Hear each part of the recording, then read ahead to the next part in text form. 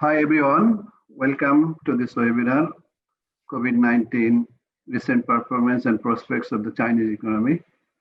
I would like to start by acknowledging and pay respect to the elders and traditional owners of the land on which our 4 Australian campuses stand. I'm Asad Islam, Director of the Center for Development Economics and Sustainability. This webinar is hosted by the CDES at Monash Business School. It's part of our webinar series, COVID-19 and Beyond, to provide a forum for discussion on the huge economic and social ramification of the pandemic and priorities for the evolving policy responses in both developing and developed countries. So COVID-19 has already caused an unprecedented impact in the world, both in terms of health and economy. While many of these major economies have contracted in recent past, China's economy continues its recovery from COVID-19. In the last quarter, during July-September, Chinese economy grew by 4.9% compared to the same quarter in last year. So such growth rates seem unimaginable in many other major economies. China is now leading the charge of the global economic recovery. China also remains in a trade war with United States and also with Australia. And how will the US election result will affect the Chinese trade policy and economy? We are delighted to have a panel of experts who will discuss how China has managed its recovery and challenges for Australia in navigating China-USA relationship and Australia's own trade policy and economic interest. So today's webinar will be moderated by Sisira Jaisuriya. Sisira is currently the professor at the Center for Development Economics and Sustainability. He was also the director of the center. Sisira has done a lot of work on macro and trade policy issues in Asia. And he also held several honorary positions in many universities, including ANU, Osaka University. He was also a non-resident fellow at NCAER in India. He was distinguished fellow at the IPS at Sri Lanka and advisor of the Asia Pacific Research Network of UNESCAP. So our next webinar will be on social protection next week on 19th. In today's webinar, after the speaker's deliberation, there will be a Q&A session from the audience. So please send your question in the Q&A function in the Zoom, and we will try to raise this question to the speakers. With this, I will now hand over to Sisira to run this webinar. Thank you. Thanks, Asad. Welcome, everybody. Yeah, I will very quickly introduce and very briefly introduce our 3 very distinguished panelists. We are very fortunate that we could get together 2 of the foremost authorities on the Chinese economy in Australia and a Chinese economist who also has a long connection with Australia, together to discuss what is happening in the Chinese economy and place that in the context of the global economic and political context in the post-COVID, in the ongoing aftermath of the unfolding of COVID-19 and now the US elections. So first we have Professor Garnaut. Ross has been probably working on Asian economies longer than most people in the audience may have been alive. He started working on developing countries for his PhD in the late 1960s, if I got it right, Ross? And then continued to broaden his work on Asia. And he has been, he started to study China in the 70s, and in the 80s, he also served as Australian ambassador to China. And since then has been monitoring the Chinese economy regularly and participating in, in huge numbers of research activities and policy-related activities on both the broader Australia-Asia relationship and the Australia-China relationship. So we're very, very happy that someone of this stature. Most people know Ross these days as the author of the Garnaut report on the environment, but well before that, Ross was known for his work on the famous report on the ascendancy of the Asian economies, particularly Northeast Asian economies. And then we have Professor Yiping Huang, who is a professor at and deputy dean at the National School of Development and director of the Institute of Digital Finance at Peking University. He was a PhD student at the Australian National University and remains an honorary professor in the ANU. I think you still are, you think. And he has served in many capacities, both academic, private sector, and related to economic policy making in China, including being a member of the Monetary Board in China. And then we have Professor Jane Golley, professor at ANU, who has also spent several decades of her life dedicated to the study of the Chinese economy. Having done a PhD on the Chinese economy at Oxford, and she has continued to be a keen and very perceptive observer, researcher and analyst of the Chinese economy and the Australia-China economic relationship, as well as these days, unavoidably, the Australia-China economic relationship as affected by the political headwinds that have been around this last period. As Asad said, at the moment, the Chinese economy is the driver of global recovery in a landscape, if you think of the global landscape, where there doesn't seem to be any other driver, certainly not within the OECD, of anything like a growth engine. And it's precisely at this point that political issues have started to cloud the potential for countries like Australia to benefit from the Chinese economic recovery.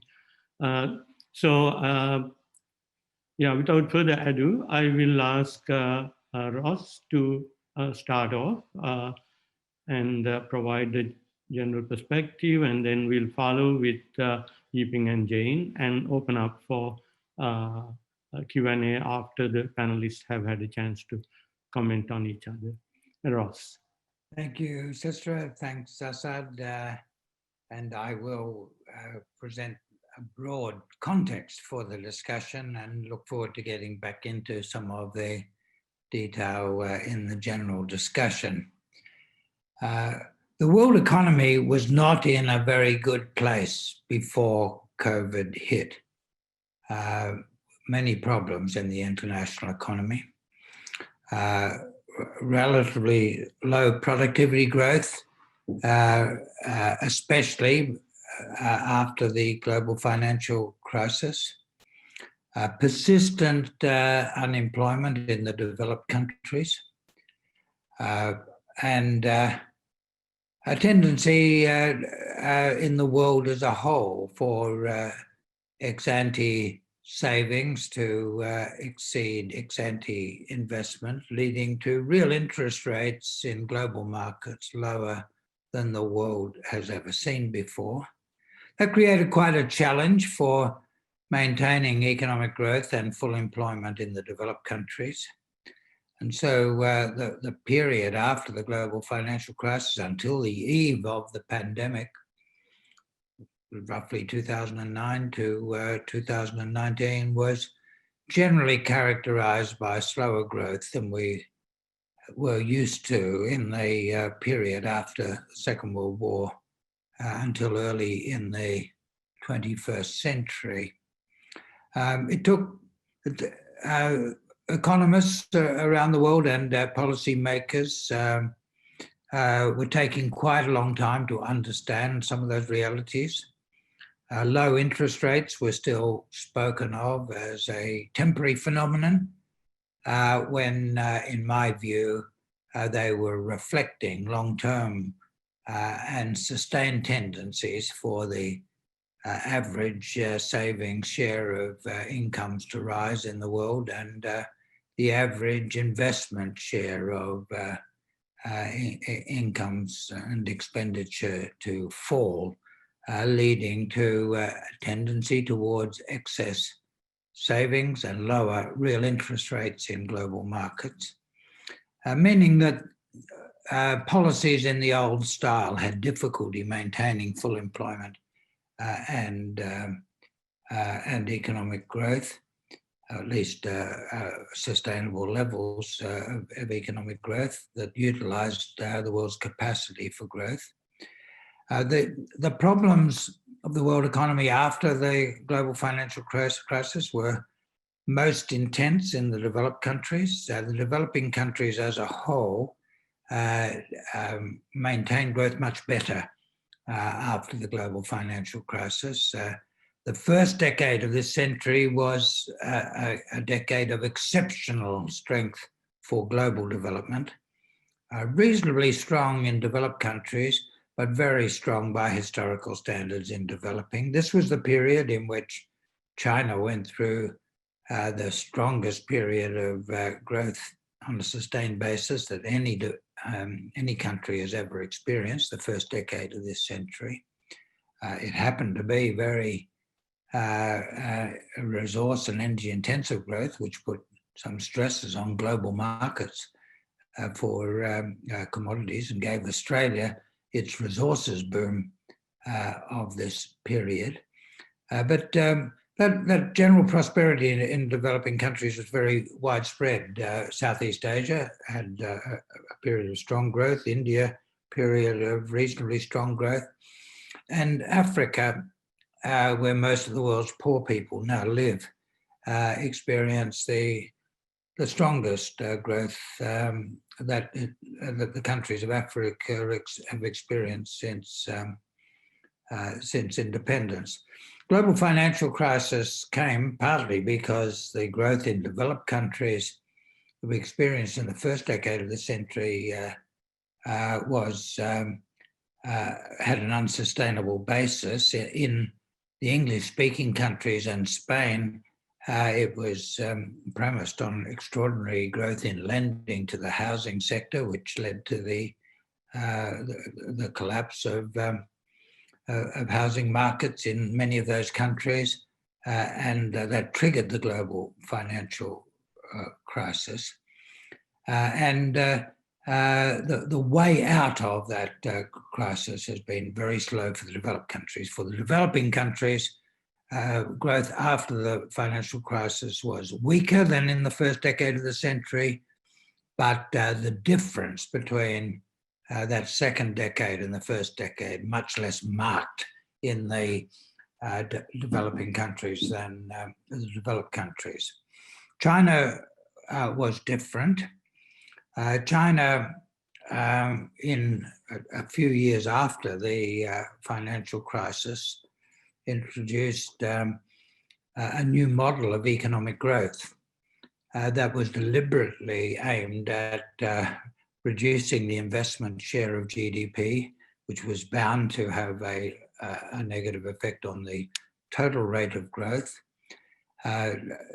Chinese policy under the new model of growth from about 2012 or 2013 emphasized much more heavily than before efficiency in the use of resources and environmental sustainability.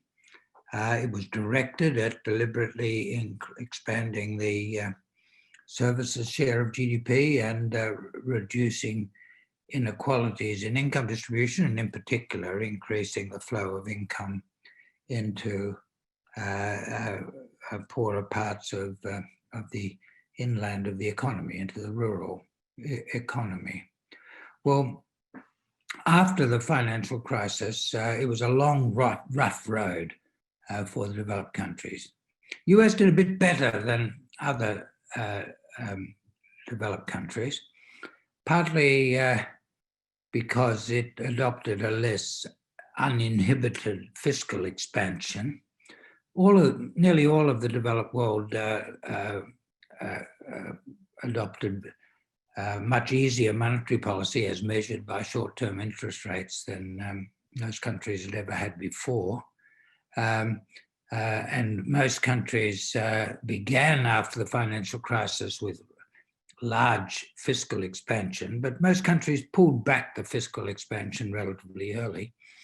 The US did not pull back as far as Europe, and so did a better job of maintaining growth through the next decade. But even in the United States, the recovery from the global financial crisis was the slowest recovery from all of the recessions of the period after the Second World War in the 20th century. So the scene on the eve of the COVID crisis was one of relatively low growth in the developed countries. In China, a pulling back of growth from the extraordinarily rapid period in the first decade of the century. And for developing countries as a whole, a moderate easing back from the very strong growth in the first decade of the century. Australia is interesting in this context. Australia, by 2019, had the longest period of expansion unbroken by recession of any developed country at any time, 28 years and a bit of unbroken expansion. No developed country had ever had that before, but it's a mistake to see that as a homogeneous period of strong growth. We should break that down into three different periods. So the 1990s were a period of very, very rapid productivity growth. I call that the productivity boom.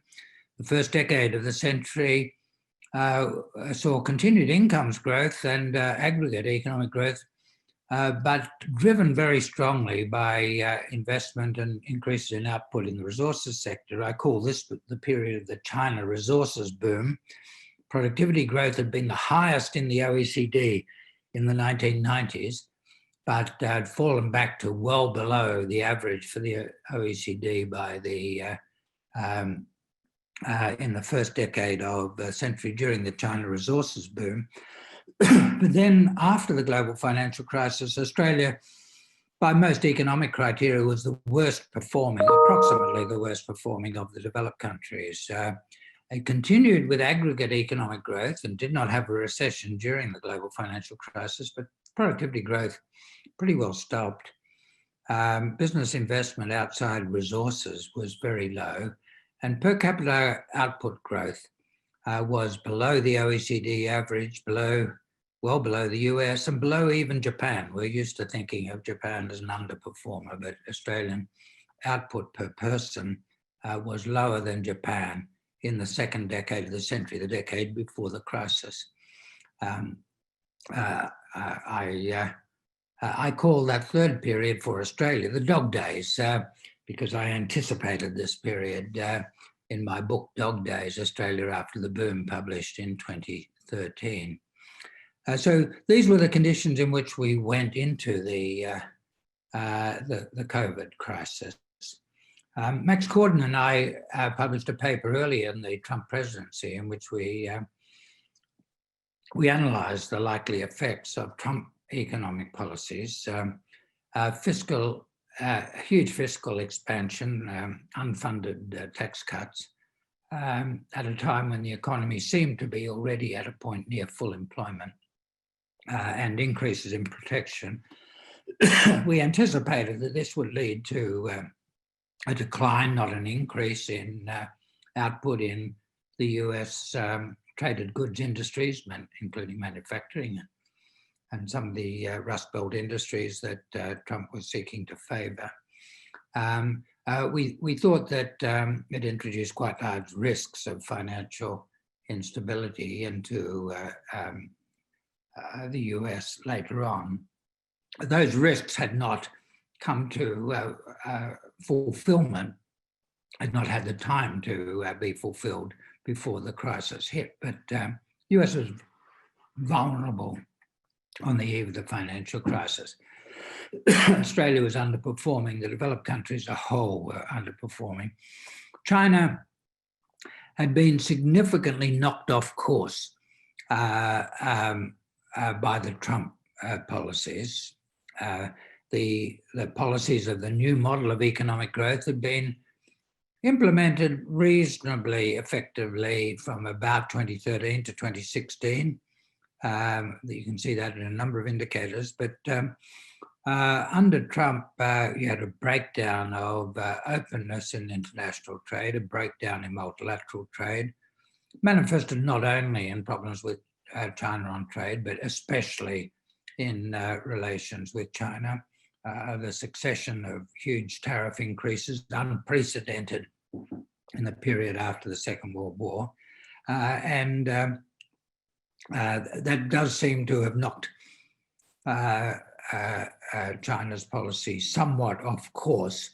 China reverted to pretty crude expansion in an attempt to maintain economic growth in the face of the trade pressures, and as a result, in the last years of the decade, last years before the COVID crisis, was not performing so strongly and had moved away from the new model of economic growth.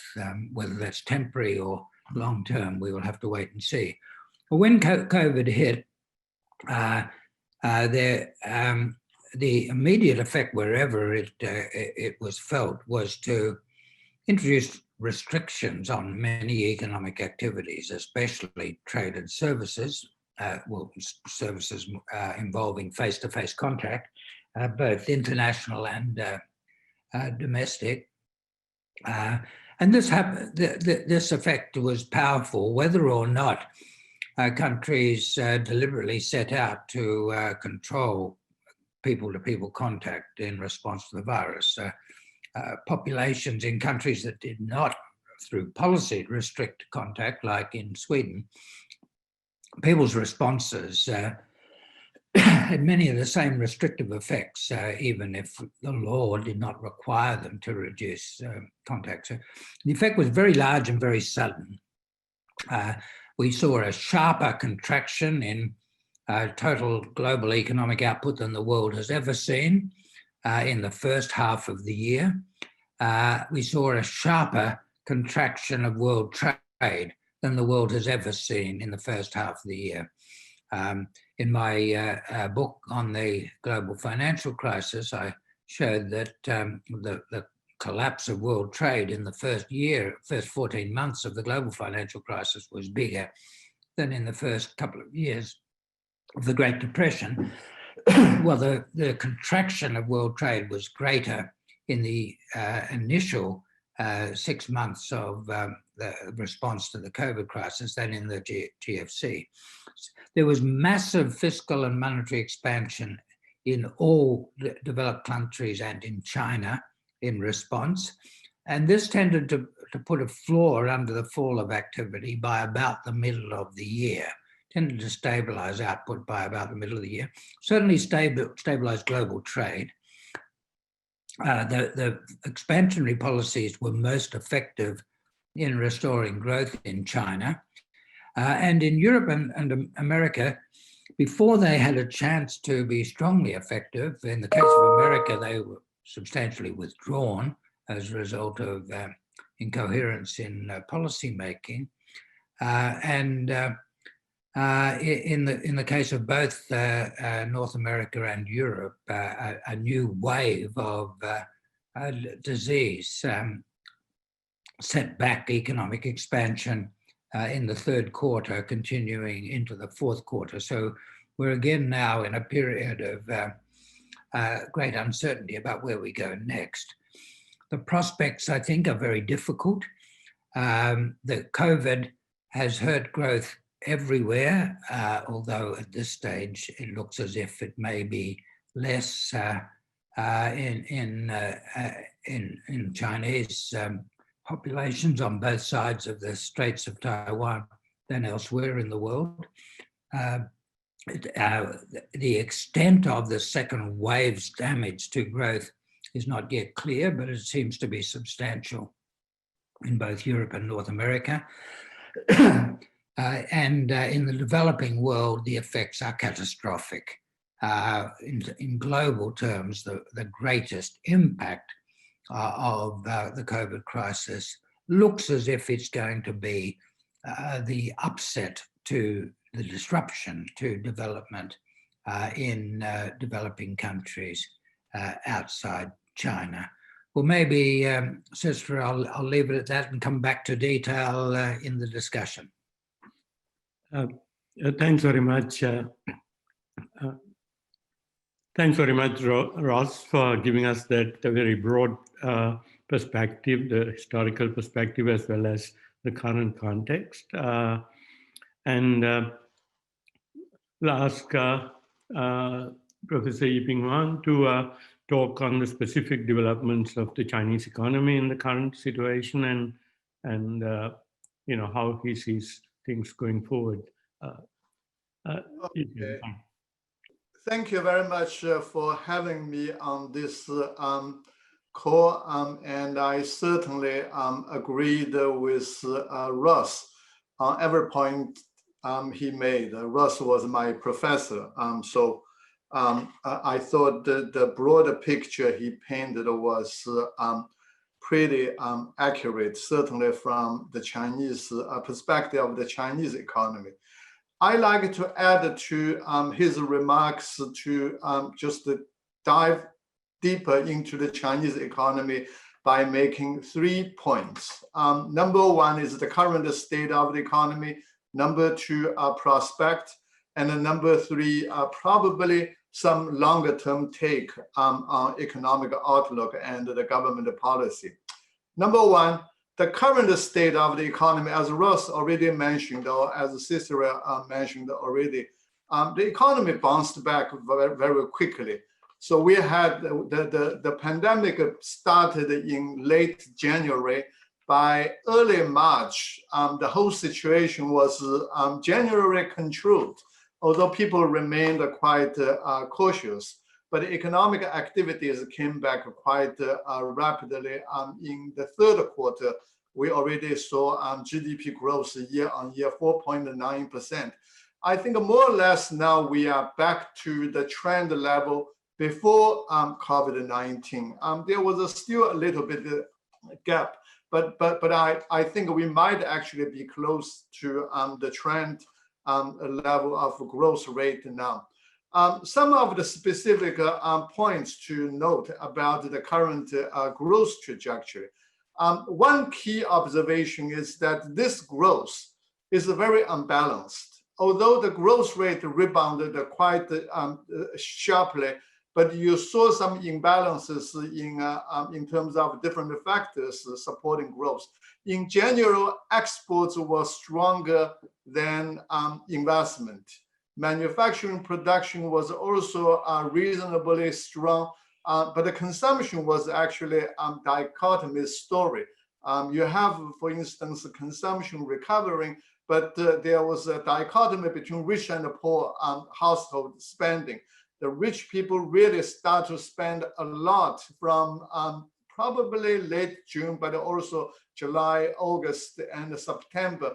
We are seeing the domestic markets for automobiles, for housing, for luxury goods, they all rose very dramatically.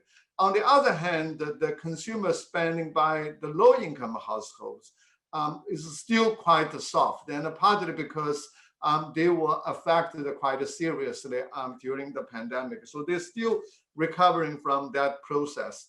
Exports were unusually strong and was a big surprise. I guess part of the explanation was because China pulled itself together quickly and so that they can start to export. In southern China, my hometown in Zhejiang province, the local government after the Chinese New Year in mid-February helped to bring back all the migrant workers from inland provinces. Initially, because the pandemic continued, they were worried that this might cause some problems for them. If the migrant workers came back, but without jobs, there will be more problems. Luckily, because they were able to organize their production activities, the good news was they start to fulfill a lot of export orders that other producers were not able to deliver. So this was partly the reason why our export performance was much stronger than expected. Investment was also quite strong, but there was also a dichotomy story. Infrastructure spending was strong, but the manufacturing investment is still relatively weak. So overall, we are seeing economic activities coming back, but we still need to do lots of things, for instance, to revitalizing domestic manufacturing investment, which will support longer-term growth. We needed to support the consumer spending, especially at the low end. And we also needed to look at what is going to happen going forward in terms of exports. One bright spot I think we observed during this pandemic period was the digital economy. Digital economic activities emerged much more strongly because of the isolation policy, and so a lot of offline activities discontinued. But we are seeing a lot of online activities really surged. So, for instance, today, online shopping is already more than 25% of the total retail sales. That really is surging. And during the first half of the year, I was basically kept at home for the entire semester, but I delivered the courses from my home during that semester. Lots of online activities continuing. One most striking development was the so-called big tech credit, meaning these large tech companies utilizing the big tech platform and also the big data analysis, delivering the granting loans, and that was quite extraordinary performance. We saw all these lending to SMEs continued for very strongly, and that they played a very important role in supporting economic activity. My own sense is that this digital economy is going to continue to surge in the coming years and will probably become a very bright spot of the Chinese economy.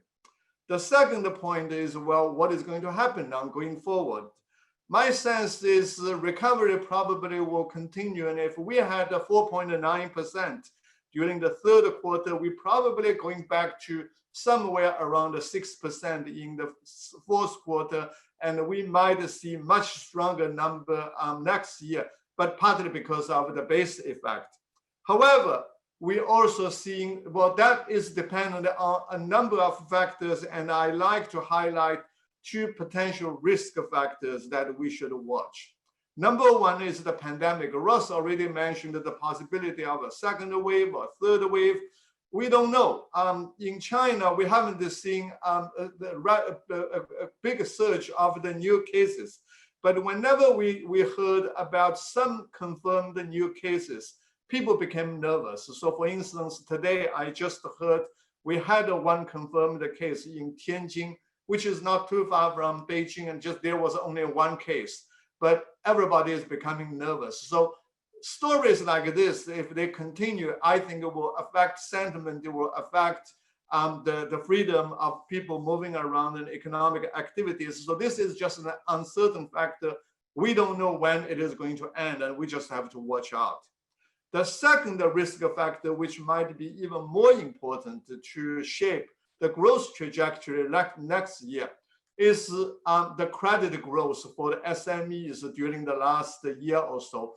During the pandemic period, our government, our central bank, all worked very hard to support the SMEs because they're backbones of the Chinese economy. They created, contributed more than 60% of GDP, 70% of the patents, and 80% of the urban employment. So when pandemic hit the economy, the government really went out to take whatever it takes policy to support the SMEs and so on.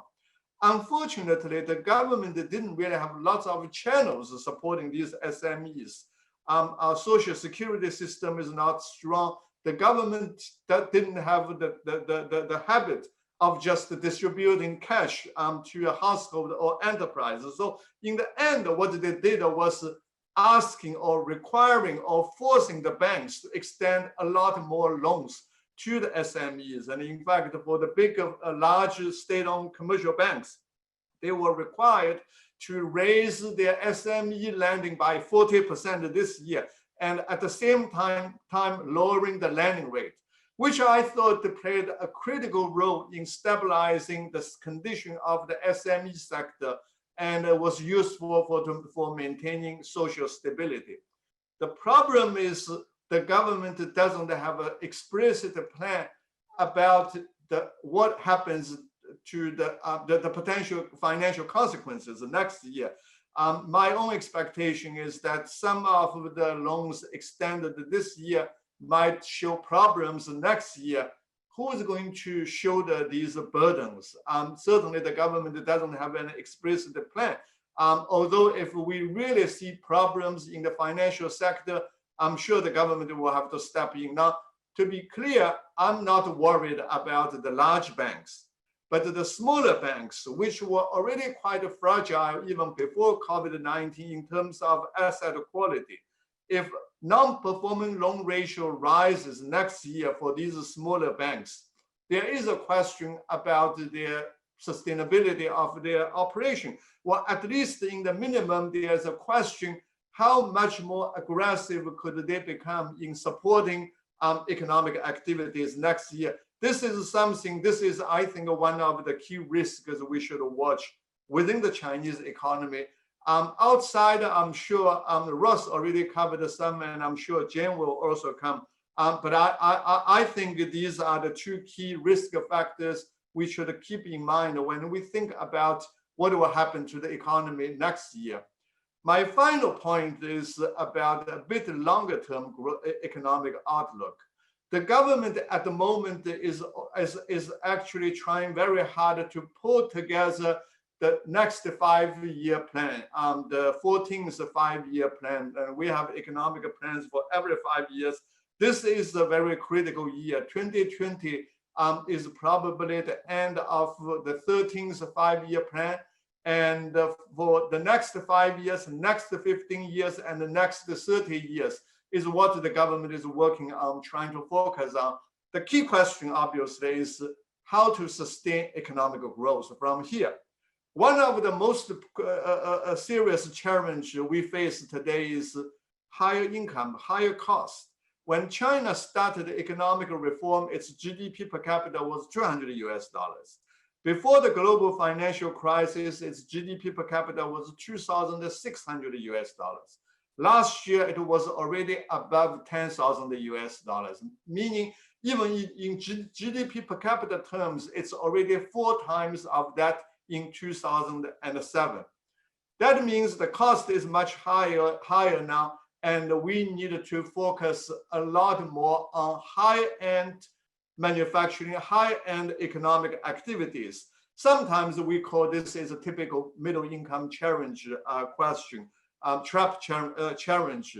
when our income level is much higher, we have to produce something high value added, high tech, and high productivity stuff. That is a challenge we're facing now. How are we going to do it? There are lots of issues we have to deal with now.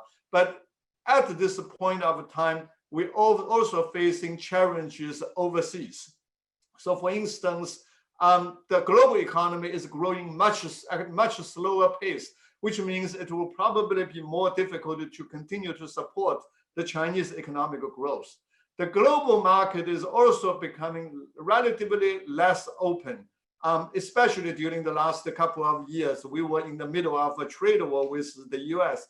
That also means it will be more difficult to continue trade expansion to support the Chinese growth. And the third factor, I think is also very important, is China emerged from a small country economy and now it's a large country economy.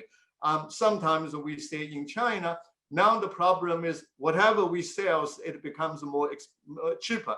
And whatever we buy, it becomes more expensive. That's the challenge we face now. So the government recently came up with this new concept of so-called dual circulation, but with a greater emphasis on domestic circulation. Focusing more on domestic demand, I guess that's easily understand. If the external market can play relatively less role in supporting our growth, we have to rely on more on domestic demand. And I think this year, Chinese retail sales will exceed the US and become the largest consumer market in the world, which is good news. And hopefully the consumer spending will continue to rise. And this potentially could be a big story for the world economy when 1.4 billion people start to spend more on the consumer goods. This market will be very exciting. But at the same time, as I hinted earlier, we still have a lot of things to sort out. So for instance, consumer spending is really depending on your household income, and that is still yet to rise more strongly. We still need a stronger social welfare system, and I think we also need to push much more aggressively on urbanization policy. But overall, I feel that this consumer market in China could become a very attractive place for producers to look at in the next couple of decades. But so that's one part of the logic why we're focusing more on domestic demand.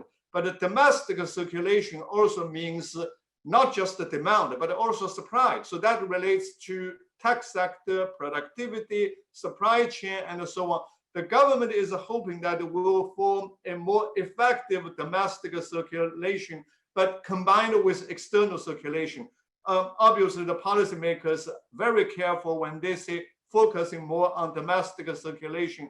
They don't want to leave any impression that that means we're going to take a more inward-looking policy.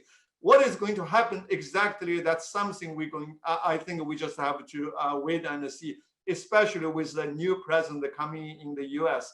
But I think the growth engine is shifting. On the one hand, we are shifting from input-driven growth to more innovation-driven growth, simply because your cost is higher now. But number two, we used to focus more on external circulation, but now domestic circulation hopefully will play a greater role in driving Chinese growth going forward. I probably should stop here. Thank you.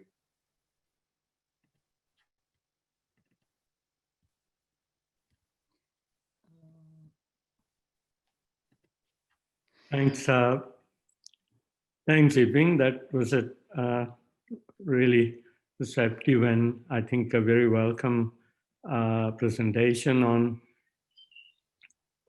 the Chinese economy from the inside, because we are always getting news from the outside at the moment to get that kind of in-depth analysis of what is going on in China and the kind of trends and challenges emerging. But before we get to a discussion of these issues, I will now invite Jane to make her presentation, and then the panelists can come together and we can get to some of the questions being raised by the audience, and also some of the questions that you may have for each other as well. Jane, thanks. Thanks, Cicera, and I'm delighted to follow in the footsteps of Ross and Yiping, who I've known both for decades, I think I can say. I was pretty sure they'd have PowerPoint slides because they were going to be talking about the numbers. So I have got a few slides here, but that makes me the odd woman out. I'll try and keep them brief, but Cicera did ask me to speak about the Australia-China relationship primarily. And I find it really difficult to do that by focusing only on the economic numbers these days. I'm always drawn to these geoeconomic questions. And I also think you can't talk about China and Australia without talking about the United States as well. So I'm kind of blowing up the discussion, not in the way Ross did, putting it in the global economic context, but really in this, what I call the global geoeconomic context. I'm not going to run through all of these slides. They're really just to help keep me on track. But what I would say is that the world, I think, has fundamentally changed. I'd trace it back to 2018, but I think the COVID-19 crisis has really driven home a change. And that's, you know, a shift away from the neoliberal order that I grew up in, that I learnt my economics in, although I was always focused on the Chinese economy as well. And so I've always thought a lot about comparative economic systems, for example, and different ways of organizing economic activity. But to me, 2018, you know, when the trade war with the US and China really kicked in, is a big turning point. And especially sitting here in Canberra, it does mean that I rarely have the pleasure of listening and talking only about the economic numbers these days, but think about it in this kind of broader framework, which at its base is about a growing strategic rivalry between the US and China. Of course, that's the language that the US government now uses officially, and I don't think that's going to change with Joe Biden's election, although we can talk about that. And underpinning it is China's rise as a serious contender for global primacy, I think particularly in the technology sphere. And every time I hear Yiping talk about the digital economy, you know, and it's just a world that doesn't really resonate that well down here in Canberra, you know, and it's such a driving force for China, and the United States and their government are well aware of that. Of course, we've also seen significant changes in the PRC's domestic policy platform at home, and it's rare that I get to talk about the Chinese economy again without being asked to comment on Xinjiang or Hong Kong and putting this in a much more sort of geopolitical context. And that has basically meant that we've seen the expansion of national security issues to cover more and more policy sectors and domains, you know, and again, starting with the United States, putting tariffs on Chinese steel because that somehow is now a threat to their national security, broadly defined and often to the exclusion of economic security. So what that means in what I'm calling a new geoeconomic world order, and I'm wondering what Ross and Yiping will have to say about that, but it's the global rules-based order is clearly under threat. We're just not living through and in a period where neoliberal practices you know, determine what happens in the future. And I think the biggest distinction between the future and the past will be, you know, where we've peaked in globalization, however you might define that, in the flow of goods, capital, but especially people and knowledge, that has really started to change. The language the US uses is decoupling. Yiping's already talked about dual circulation, you know, with the domestic economy as the mainstay. And I'd rather be relying on the Chinese domestic economy for growth right now than I would on the US, or for that matter, the Australian ones. Just very briefly, when I'm talking about geoeconomics, I'm thinking about the use of economic instruments to promote and defend national interests and to produce beneficial geopolitical results, as defined by Robert Blackwell and Jennifer Harris, who wrote this book, The War by Other Means, which really shaped my thinking on the topic, where the US and China are the big players in this game, but they're definitely not the only ones. I think we've got a few of our own geoeconomic tools up our sleeves, most prominently with the Pacific Step Up that the government's introduced in the last couple of years, which I would describe as a geoeconomic carrot. It's not always a dirty word. It's not always used to impose costs on other countries. The Belt and Road Initiative I've also described as a giant geoeconomic carrot, because it's not just pursuing economic development sort of motivations, but is also quite clearly embodying also broader geopolitical goals, whether you talk about it as making friends and influencing people, or in the case of sticks, punishing them and coercing other foreign actors to play more closely in line with your own national interests.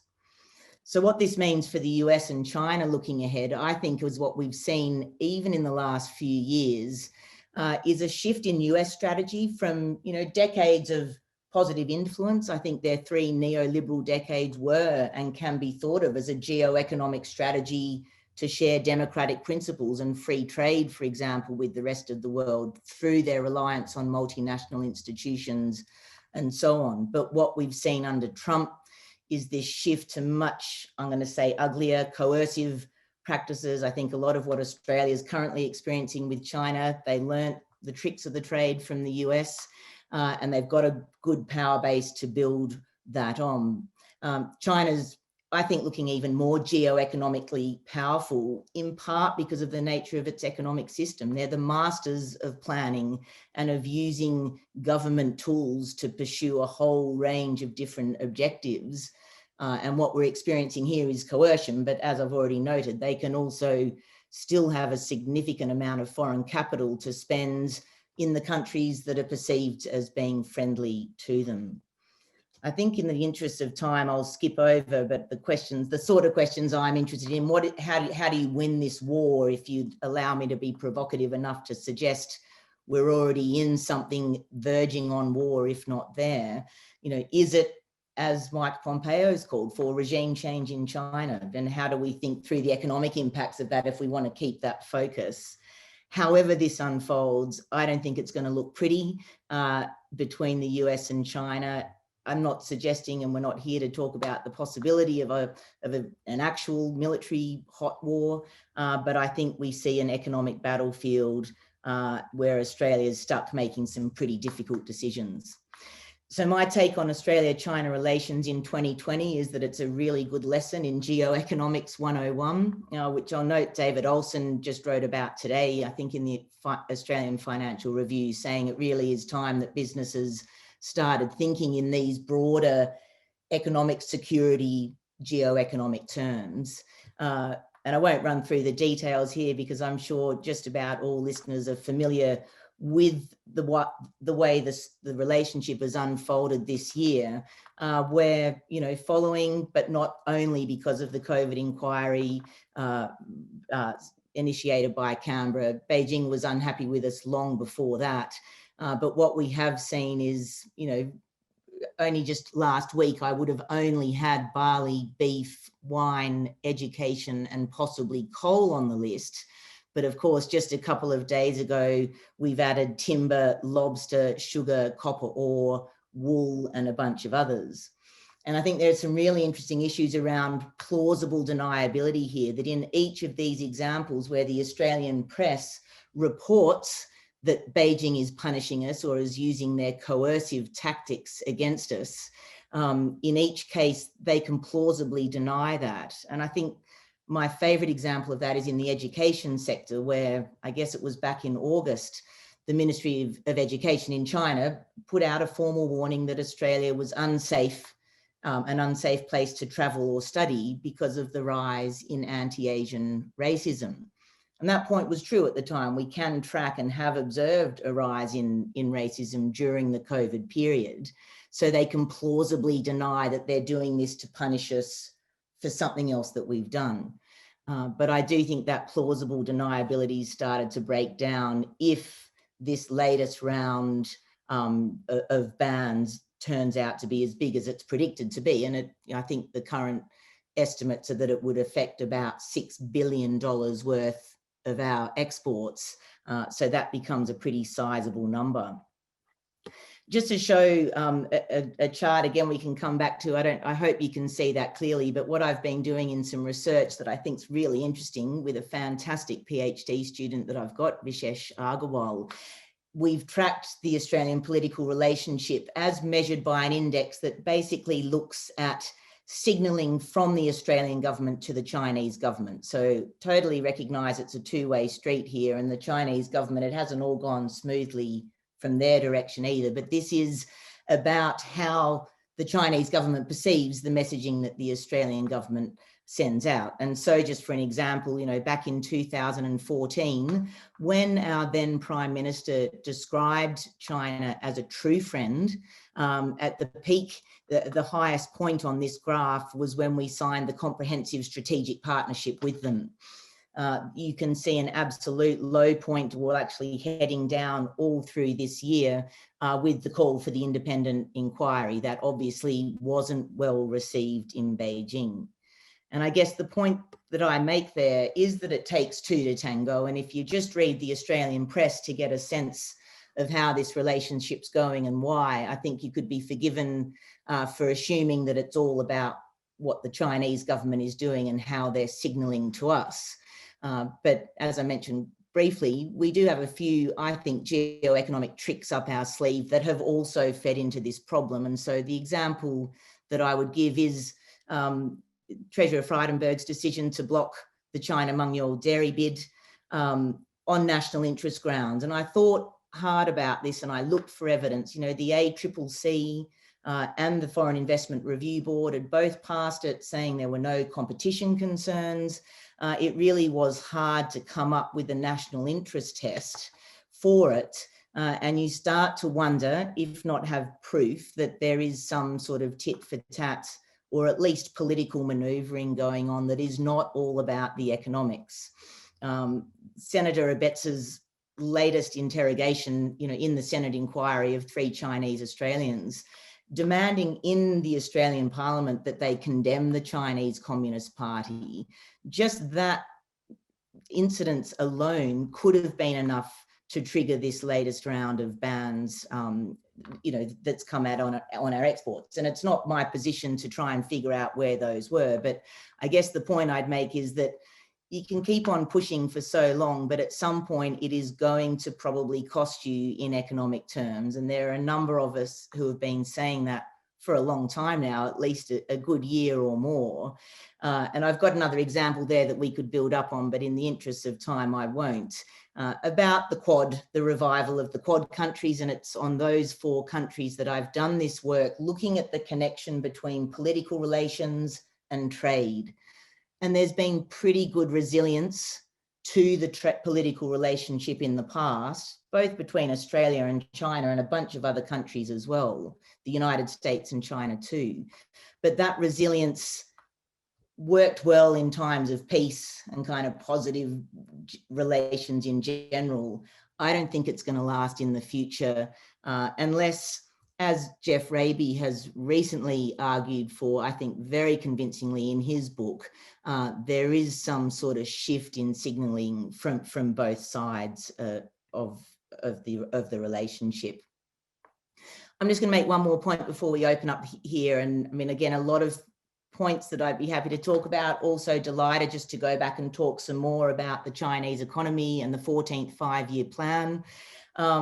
But the biggest one that, again, I guess is, you know, a point we hear all the time in Canberra, across the country. I think it's wishful thinking that we can diversify away from China. It makes really good sense in theory, but just look at the numbers, and I guess especially listen to the way Yiping has unpacked the prospects for the Chinese economy, and then Ross's what lies ahead for the rest of us.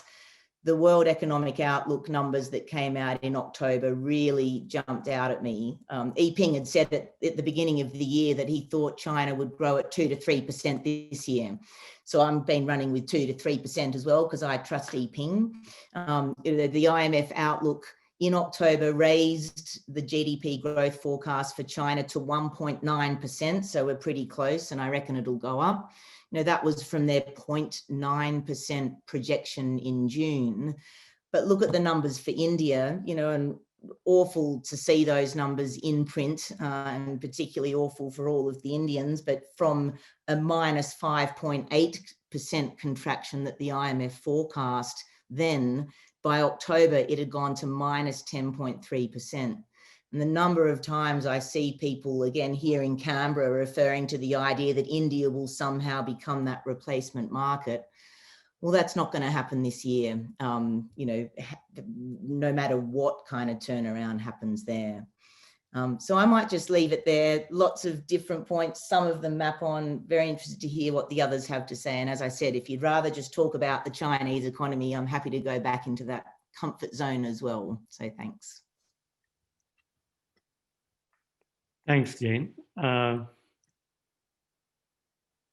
Thanks to all our panelists. A whole number of questions from the audience, primarily relating to both, you know, what is driving Chinese economic growth and you know, whether it is fiscal policy, whether it is debt-driven, how sustainable that is, and secondly, a lot of questions, all related to the China-Australian relationship and in the context of the Australia-US relationship, including questions asking what would Ross and Jane like to tell the Prime Minister and the government here about how they should handle this particular relationship. But I will let the three panelists kind of comment on each other's and raise some of the issues and start to address in that conversation questions as they come through. Whoever wants to go first, it's fine. Ross, do you want to go first? I'd like to have us try to define a bit more closely a couple of the concepts that Jane was coming to grips with. These are complex things, but I'm very uncomfortable about describing as neoliberal the world of open trade and trade liberalization that we've had for the last few decades. As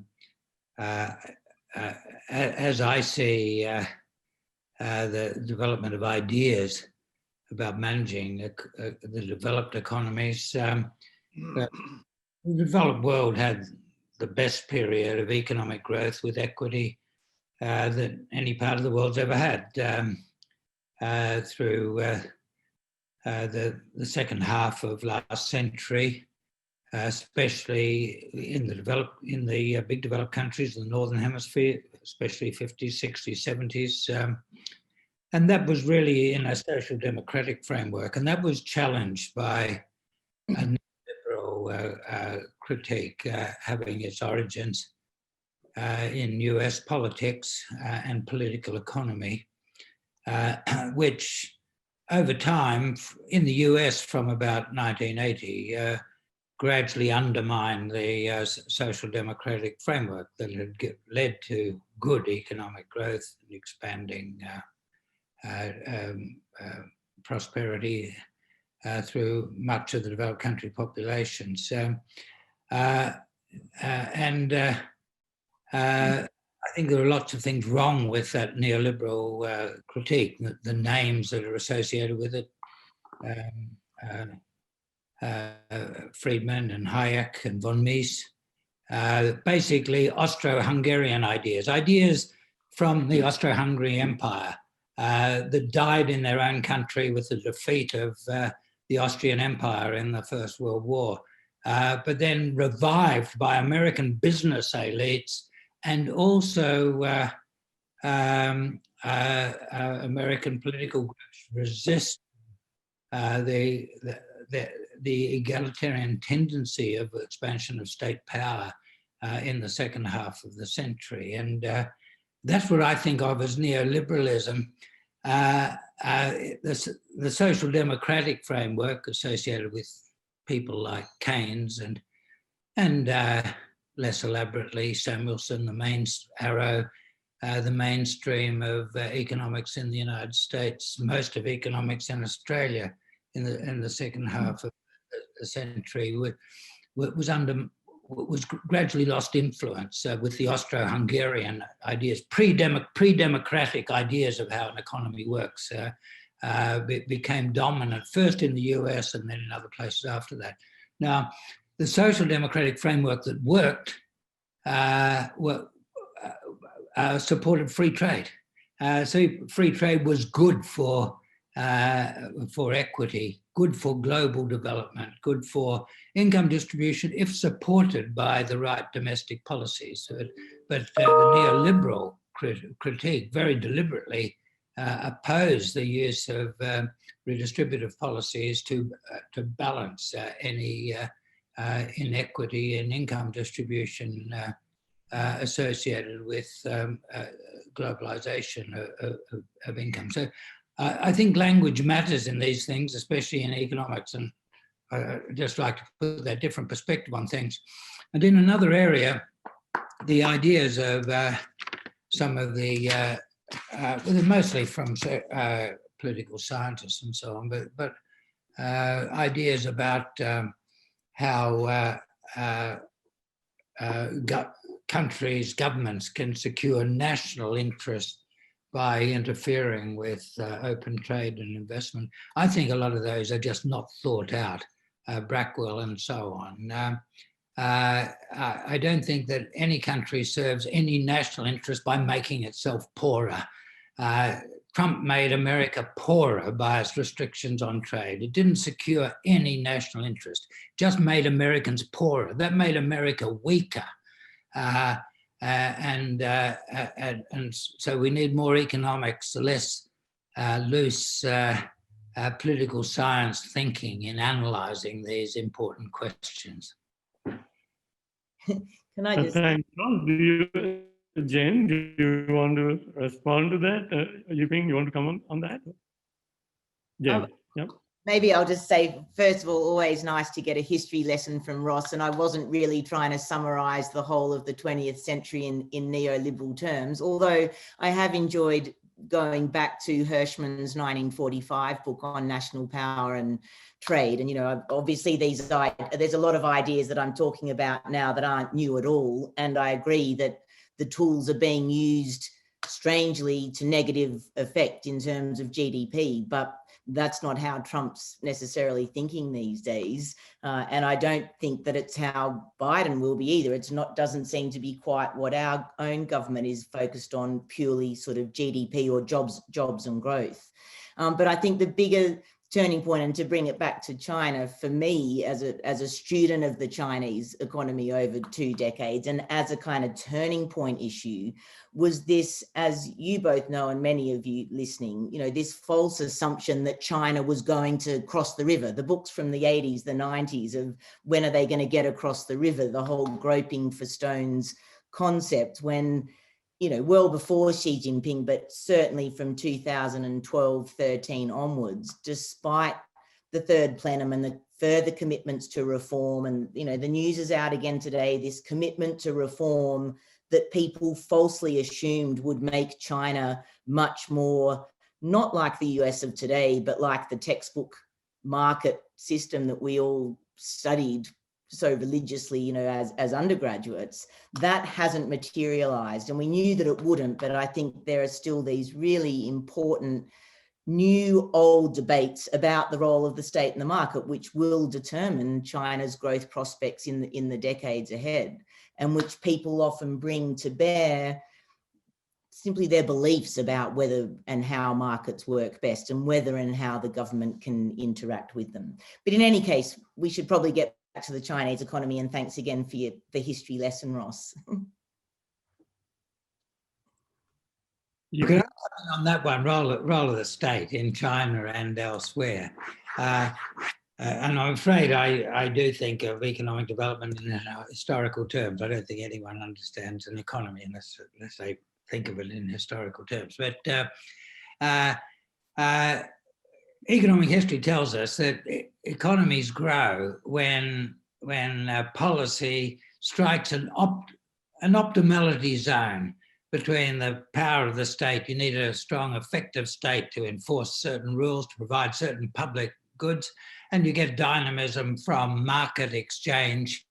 And it's getting the balance between the two right that gives you strong economic growth. And China got the balance wrong in Mao's times. That state was too strong and markets too weak, just like the Soviet Union got things wrong. And the West had things broadly right in the second half of last century. And then the US in particular has gone outside the optimality zone with a weak state and weak provision of essential public goods, including redistributive public goods.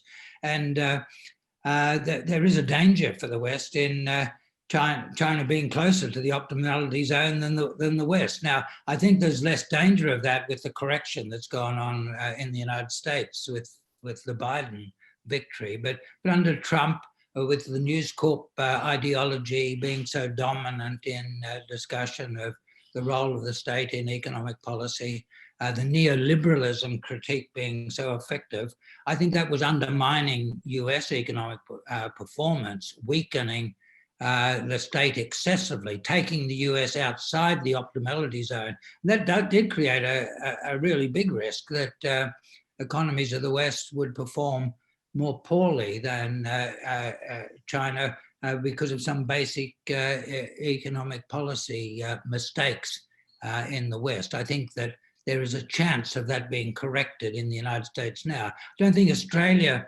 made the mistakes of the US, although because of the influence of News Corp and some similar sources of ideas, that there was always a risk that we would follow the US outside the optimality zone. Maybe that's the question I'd ask to Yiping is, do you think China's getting that mix right at the moment, or are there significant adjustments that you'd like to see? I think, Jane, I would probably agree with you on your observation that liberalization after 2013 should probably be faster. The steps should be more aggressive. I think as an economist, at the end of 2013, I expected a much more aggressive liberalization steps, including ownership reforms and so on. So like you, I think many economists were somewhat disappointed by the slow pace. But I look at this whole picture probably from a more practical perspective. As I said, I hope it would have been faster. But at the same time, we all have to realize the Chinese reform really is a gradual approach. So almost any point in the history when we look at the liberalization policy, economists always feel that the reforms should be faster, and that would be better. So that kind of a disappointment is always there. But the key thing I think for me is looking back like the last 5 years, 10 years, are we still seeing progresses? Now, some people feel that the reform was slowed down a little bit. And that's something I think we need to look at very closely. I don't think China has changed its direction of reform, but in terms of the pace, I think it can be debatable. A critical question about this mix, I can only tell from my own research about the financial reform, which is my own research area. And if you compare the Chinese financial reform with reforms in most other countries, you would quickly conclude that the pace of liberalization is so much slower in China than the rest of the world. The so-called financial repression, degree of financial repression is much higher in China than in the rest of the world. But at the same time, the Chinese economy was much more successful than other transitional economies. We did a lot of research in looking into the question. My own interpretation was financial repression or government intervention in financial system has both positive and a negative effect on the economy. The negative economy is something like Professor McKinnon from Stanford, a former professor, suggested that government intervention would reduce efficiency and prevent financial development. Therefore, it's negative for growth. But somebody like Professor Stiglitz from Columbia University realized that if you liberalize too quickly, prematurely, you could easily end up in financial crisis. So what you saw in China was when the market mechanism was not yet mature, when the regulation was not well developed, it might actually be useful to liberalize slowly. Liberalization itself still delivers productivity gain, but the slow liberalization also generates some positive impact. I think the key argument here is you can't develop a market economy overnight. And we have seen so many developing countries during the last 40 years, because they liberalized the financial system prematurely, they actually end up with lots of financial crises. So my take away from the Chinese financial liberalization, I thought the last 40 years, they roughly got it right, moving ahead gradually, sometimes a bit too slow, but overall it supported the growth and supported the financial stability. The question now is, what should we do now? I think the mix should move a bit further toward the market, and we need to see more liberalization. That's my recommendation. Thanks, Yiping. With your consent, I might, a whole bunch of questions that he is. So I'll put some of them together and kind of summarize and be perhaps a bit more forward-looking as to how the things are likely to evolve over the next period. One is, do you see, this question to the panel, I guess, do you see any major change in both the China-US relationship, and in that context, the China-Australia relationship after the Biden victory, one, and related to that, how do you see countries such as Australia, but other countries actually relating to the new, as you put it, Yiping, the large country Chinese economy in this in the period immediately ahead, where the rest of the world is still struggling to recover from COVID-19, and that's a big challenge. And in the context of financial liberalization, I noted that China has actually started to liberalize more towards capital inflows and investments, the financial investments in particular, so that large-scale entry of some of the global financial institutions into the Chinese market. And so I'll just throw this at you, and yep, whoever wants to go first. Yeah. I think you want to start? Okay. Well, you mentioned financial liberalization is actually continuing, which to some extent surprised me last 2 years, because we were having some difficulties with the US economic relation. But the authorities continue to liberalize, open up the financial services sector, the security industry, the banking sector, the rating agencies, the debt market, and so on. They continue to open. That was quite aggressive. In fact, the last 2 years, they adopted something like 54 measures or steps. That's one thing which was aggressive and brave when you're facing a very hostile external world. But now they're even accelerating it further. PBOC is about to restart RMB internationalization policy. And I think authorities already brought together a plan for capital account liberalization over the next 5 years. So these are, I think, a very important changes. And I feel that quite encouraged by these measures, despite the difficulties that we face in the external economy. On the China-US relations, now I'm not an expert on the US policy, But all information I received that is got me to believe that number one, probably the economic tension and the trade tension will continue.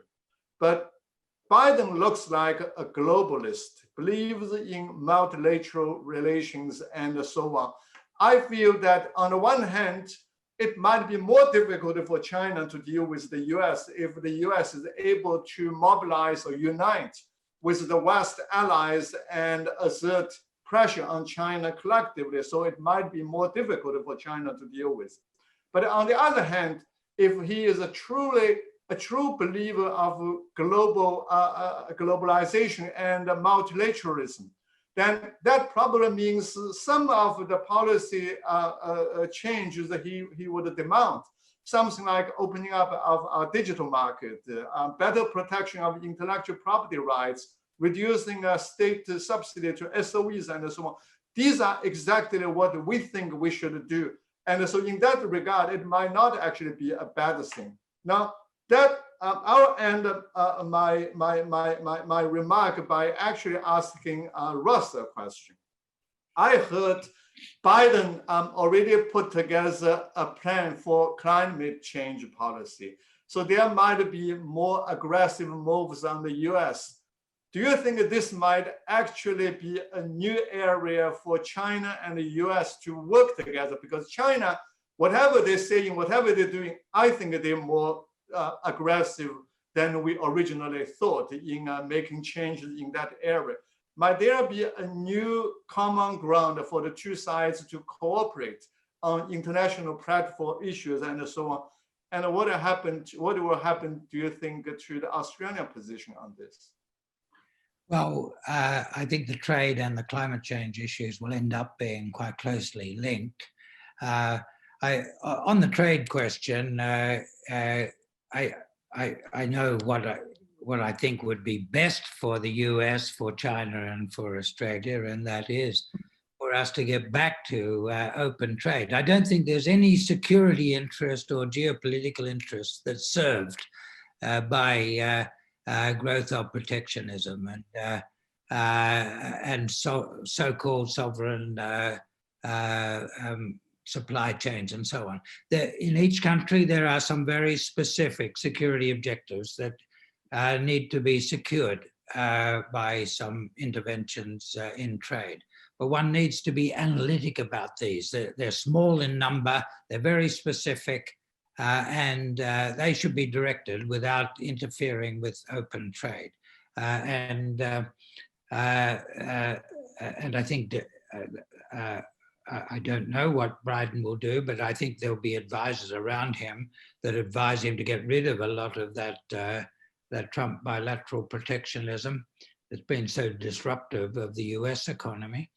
And if he does that, then that will be good for the US economically and strengthen the US economy. And to the extent that security is a zero-sum game, then a stronger US economy puts more pressure on China, but that will actually be a good type of pressure. On the climate issue, it's very clear that there's been a big shift in global opinion in recent times to recognition of the need for more urgent action on climate. This was not inevitable. I think the impact of COVID and the pandemic recession could have gone in different ways, but this is what has actually happened. It has strengthened commitment to movement to zero greenhouse gas emissions in Europe and Britain. It has led to the destruction of the Trump presidency and the election of a US president strongly committed to action on climate change. In the express objectives, more strongly committed than Clinton, Gore, or Obama. And we've seen recent major developments in Japan and Korea and in China on commitment to a zero emissions economy. So all countries have a very strong shared interest in success in dealing with the climate problem. There will be great disruption of global society and civilization, global economy, if we do not succeed in dealing with the climate problem. This is a very clear area of shared interest. And I think we've reached a position where the major economies, the major developed countries and China are moving in a similar direction. China does very well in that world because it's placed itself as a leader in the technologies for implementation of the zero emissions economy, the renewable energy and some of the renewable energy industries. It could weaken its advantage if it tried to keep alive for too long too many of the old coal-intensive industries. That would be a mistake for China. I hope that the announcement of the commitment to zero emissions by 2060 means that it's decided not to make that mistake. It's very clear that in both Europe and the United States that implementation of strong policies to move towards zero emissions will be associated with border taxes. And countries will either get on board with those or will be subject to trade imposts. But for the countries of Northeast Asia, China, Korea, Japan, their own domestic policies, their own domestic objectives are pushing them in a direction that allow them to comply. So it'd be very silly for any of those countries to deliberately stand outside what is going to be a strong international trend. The best way to respond to border taxes on emissions-intensive imports into Europe and the United States will be to do things just as strongly in your own economy and make the adjustment. Now, where does Australia fit in all of this? Well, Australia's in a rather challenging position, and I set this out in my book in November last year, Superpower, Australia's Low Carbon Opportunity. Australia, certainly of all the developed countries, is by far the richest in the resources of the old high fossil energy economy, but we're by far the richest in terms of renewable energy resources and capacity to do very well in the zero emissions economy. The difference between the two is that the strength in renewable energy resources it will not be diminished by open international trade, because international trade in renewable energy is much more difficult than international trade in gas and coal. And so in a zero emissions economy with pressures for trade to be conducted mainly in terms of low emissions goods and services, Australia will have a very strong comparative advantage in zero emissions industries. So we would do very well out of strong global commitment from China, as well as North America and Europe and Japan and Korea, to rapid movement towards a zero emissions economy. We probably, partly because of the influence of the big fossil energy industries left over from history, some of our particular ideological history, it will take us a while to work that out. And how well the Australian economy does in the aftermath of the pandemic recession will depend very much on how quickly we work out those very basic things.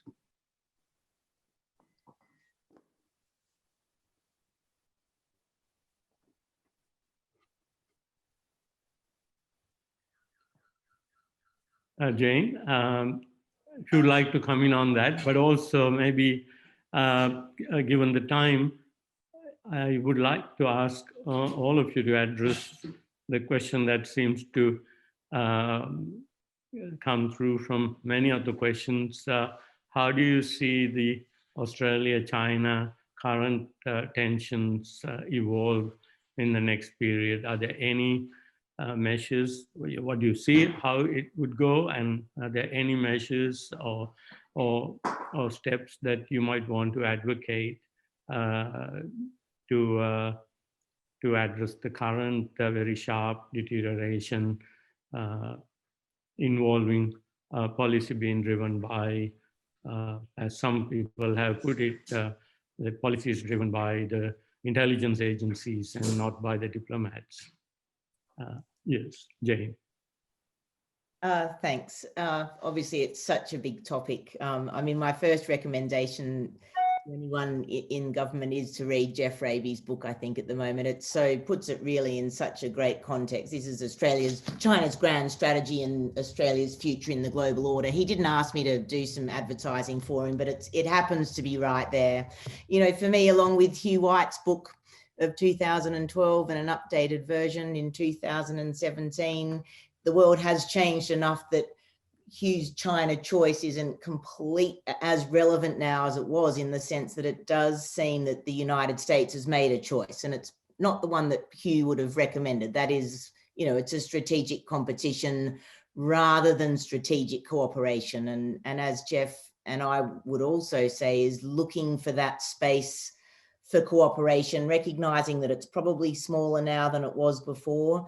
But the climate change, Ross's, you know, and Yiping's points about the green aspects of both the US, the Chinese economies, the global need for it, it is such perfect space for cooperation to be sought in ways that enhance free trade, that still allow all the individuals to do what they do best, but that create, you know, a global mission that we can all take part in together. I mean, I don't think it's going to be quite that straightforward. Just one point on Biden, and again, we'll have to wait and see. He's got a very difficult set of choices to make with respect to China. Just a couple of days ago, I did see a reference to the point that human rights should be central to US decisions about trade. They haven't been central for a long time, although they've started to creep back in. Again, I'd call that, you know, we don't have to agree on the terms, but I'd call that a geoeconomic strategy, that let's try and achieve an improvement in China's human rights records by slapping sanctions on, you know, the Xinjiang production and consumption corps, or on all Xinjiang cotton. I do think we'll see more of that. And again, then Australia is going to have some big decisions to make. Do we follow suit? You know, the Lowy poll this year showed that something like 80% of Australians now support the use of sanctions on officials in countries like, but specifically in China, for, you know, for human rights abuses. So I don't think that's an issue that's going to go away. And above all else, what we're going to need is very clever diplomacy.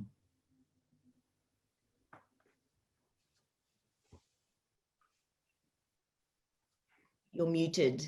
Yeah, sorry. Yiping, would you like to say something brief? Well, I will probably pass. I don't think nowadays I still understand what is happening in Australia. So I would just say I fully support what Jane just said.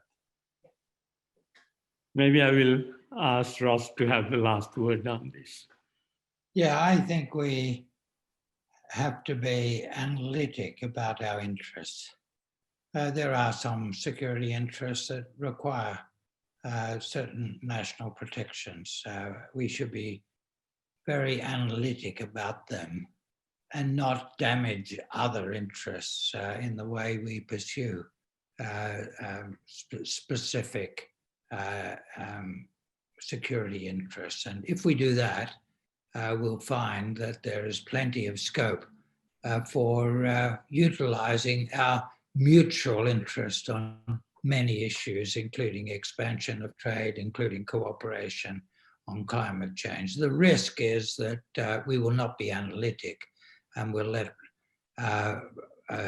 specific and definable problems in one area damage unnecessarily wider interests. Thanks, Ross. I'm sure that this is an issue that's not going to go away. And even after, hopefully, COVID goes away, we'll probably keep returning to this particular issue.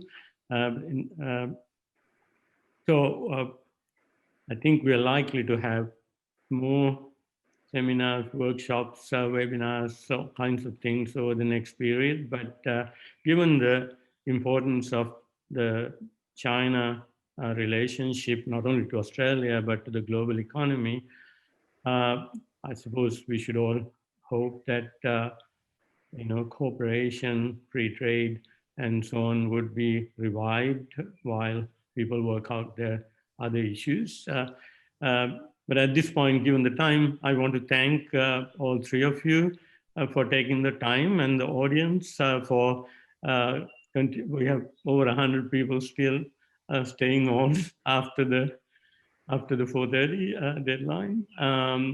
And we hope to see you again in the future, and all the best to all of you.